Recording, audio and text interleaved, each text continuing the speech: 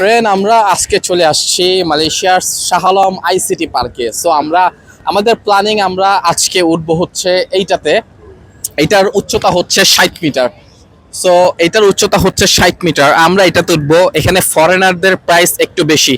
So এখানে ফরেনারদের price একটু বেশি, 55 রিঙ্গিত জনপ্রতি। আমরা 7 জন এসেছি, 385 রিঙ্গিত। আমরা এটার মধ্যে উঠবো।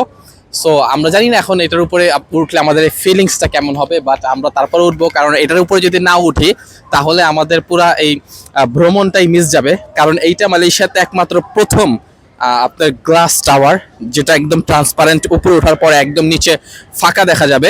সো এই গ্লাস টাওয়ারে অবশ্যই আমাদের উঠতে হবে। আমাদের টার্গেট অবশ্যই আমরা গ্লাস টাওয়ারে উঠবো। তো সবাই দোয়া করবেন। আর এটা অবশ্যই আপনাদেরকে আমি সাজেস্ট করব, আপনারা যেন এই গ্লাস টাওয়ারে উঠেন। এটা মিস করবেন না। অন্য কোনো রাইড মিস করলেও এটা কেউ মিস করবেন না। এটা তো সবাই ওঠার চেষ্টা করবেন।